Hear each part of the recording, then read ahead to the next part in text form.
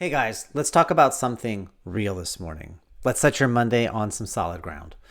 Have you ever noticed that being the strong one sounds great until you realize everyone's leaning on you, standing on you, stepping on you, and no one's holding you up? You are the rock, the provider, the guy everyone calls, the 3 a.m. bro when they need something. But when you need someone, when you need something, the line goes dead, people forgot your name. I've been there too. And that's today's Dad Dilemma. A man who is strong for everyone else, but quietly breaking because no one taught him how to be strong for himself. Now, look, I get it. So many men grow up hearing the same lines: suck it up, be a man, don't show weakness. And since we're being raw, real, open, and honest, even asking for help sometimes makes us feel less somehow. Like our best isn't good enough and might never be. And that is a scary thought. So we learn to compartmentalize as boys. We build armor. We think we can turn our feelings off like a light switch and call it discipline. And they're still right there, simmering under the surface, right behind our eyes. We make ourselves functionally numb. And that's great for getting things done. Terrible for letting things out like pressure and stress and fear and doubt.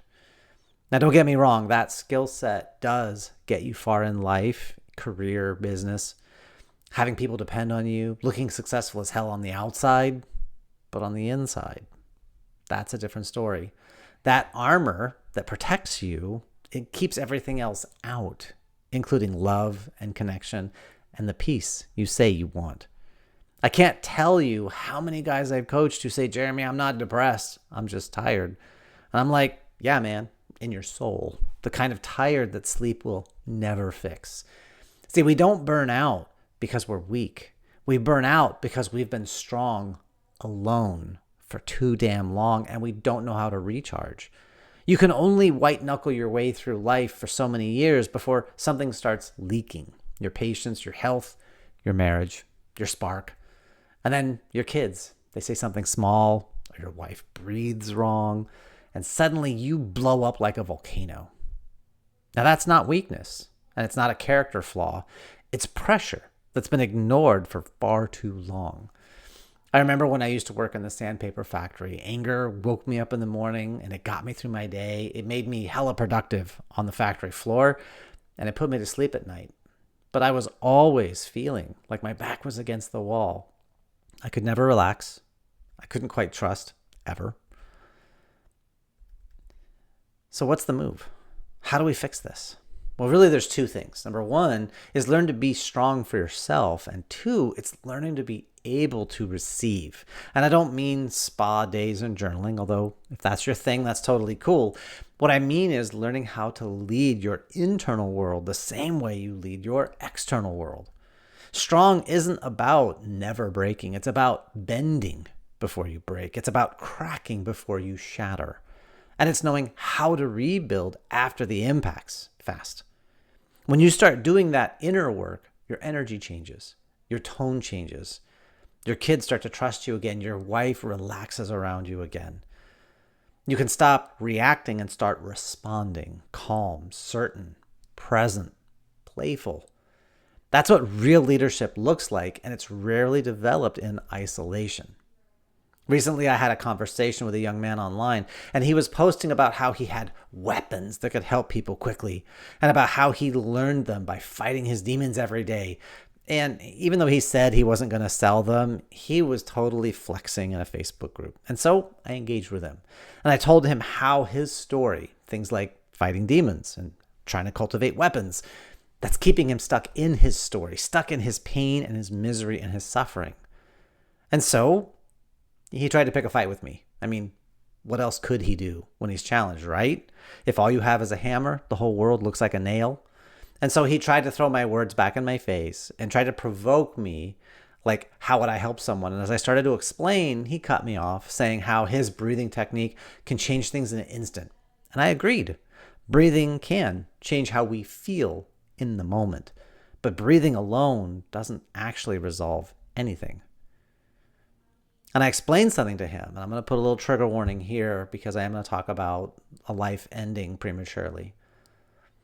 But I had a client, a man who was walking with a young child, and a car jumped the curb and ended that child's life while he was still holding her hand. And he didn't want to live anymore. He didn't believe he deserved to live anymore.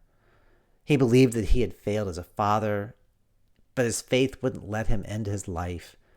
He was racked and wrecked by guilt, but he had another child at home and a wife. How could he ever look them in the eyes again? And just being real with you guys, man, my heart broke for him.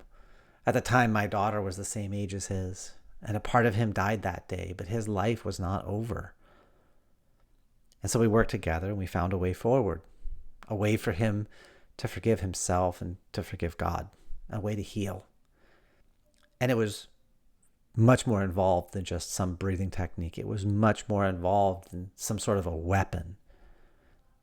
But that change started when that man, that father, found the strength and the trust to ask for help. He knew he was drowning and his faith was shaken to its core. But he didn't want to numb, and he didn't know who he could talk to, who he could trust, or even what to trust. And we found a way back to the light for him. And that's an extreme case. And it's not one I talk about lightly. But maybe you haven't been hit quite that hard in life or love or business. But if you can relate to being that guy who had to be strong for everyone else, and in a moment when you were damaged, when you were hurt, when you were needing, you didn't know how to refill your own tank. Listen, this is literally what I do with men every single day. And I mindset mastery, peak performance relationship is how I describe it. But if you want to know how I could help fix someone like this fast, it starts with a simple assessment, what I call the King's Compass. And it's a short quiz designed to show you exactly where you're strong, where you're leaking, and what to do next. It's something I could charge for, but I can't. When I've got a dad who's destroyed and needs to be put back together, I've got to come in quick. I've got to find a place to stand, a place to build with him. And like I said, maybe you're not that far into the pain and the misery. But if you go to leadlikeaking.com/quiz, you can stop leaking and you can start leading again. And it begins with just clarity. So I have this quiz for free. I don't charge for it. We set up a 30-minute call afterwards to deconstruct it and what does it suggest and what are your next steps. No cost, no obligation, totally free. But please, if you're in a difficult place, go to leadlikeaking.com/quiz. I can't help you if I don't know what's going on. And ultimately, you can't help yourself if you don't know what's going on. Awareness is the key that opens new doors, and that is the first step.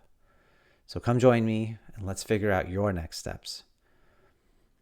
Stop trying to be the strongest for everyone else and allow someone else to be strong for you, with you. You don't have to be alone in this anymore. So, happy Monday.